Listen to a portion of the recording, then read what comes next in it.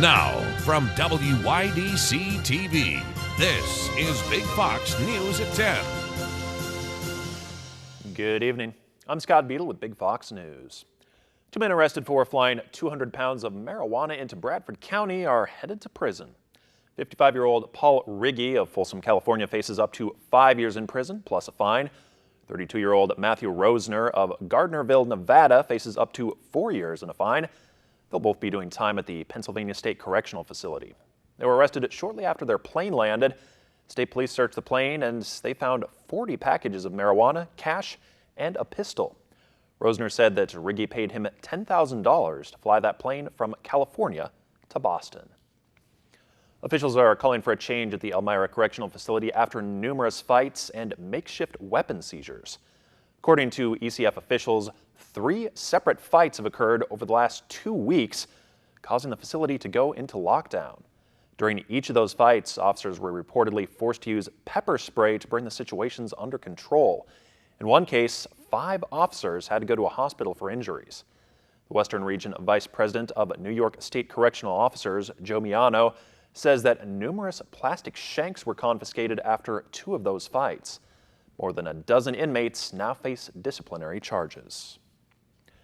New York students may soon have to get the HPV vaccine to attend school.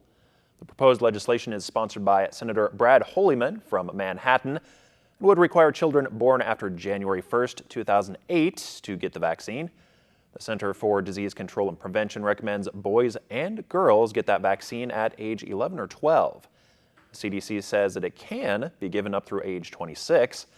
An infection from the HPV virus is known to cause cervical cancers in women. We spoke to the Steuben County Health Department about that vaccine. So the HPV vaccine prevents cancers caused by the HPV virus. We know that in a lifetime, the majority of women by age 50 will have HPV infection at some point. A lot of times it clears on its own, but for those that it doesn't clear on, it can become cervical cancer or a couple other different kinds of cancer. It's been very successful, so we are already seeing declines in cervical cancer rates, which is huge. And we know that even though we have pretty low vaccination rates in Steuben County, we are seeing a decline, so that's positive. In 2016, in New York State alone, there were 824 cases of cervical cancer, so that's a good number, and unfortunately 264 of those died. The other benefit is that those who get the HPV vaccine or other vaccines are actually helping to protect others, because by stopping the virus in themselves, then they can't spread it either. According to the CDC, HPV infections and cervical precancers have dropped significantly since the vaccine started being used. Among teens, the HPV infections that cause the most HPV cancers have dropped by 86%. Meteorologist Kim Walker is up next with a preview of the weekend. That's right after this. Here's your local stock market update from Big Fox.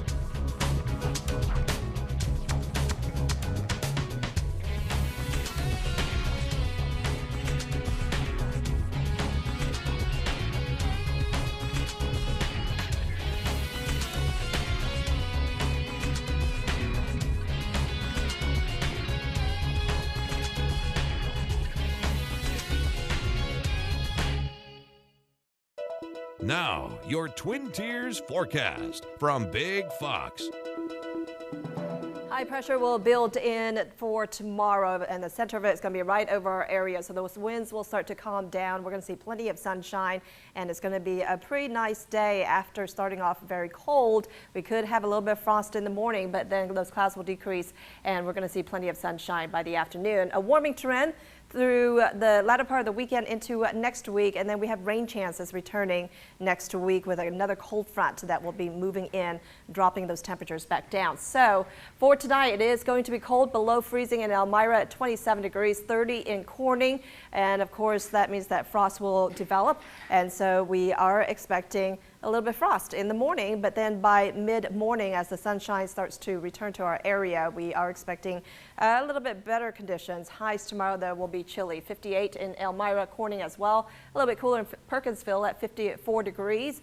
And then as we make our way to the end of the weekend, temperatures will warm up into the 60s. 63 for the high on Sunday. Plenty of sunshine on Monday with the high around 67 degrees after starting off in the 30s. Then clouds start to increase late on Monday into Tuesday. We do have the possibility of thunderstorms that could produce some heavy rain. After the system moves out, temperatures will be dropping. So our high on Wednesday will only be around 56 degrees, and then overnight lows will drop down into the 30s. Thursday and Friday, we start to warm up again, so we rebound quite quickly. Highs around 60 degrees, and expect partly cloudy skies as we end the week, and it looks like another system will be coming late Friday into the weekend, which will really drop those temperatures into the weekend. Scott? All right, thanks, Kim. And thanks for joining us on Big Fox News. Have a great weekend.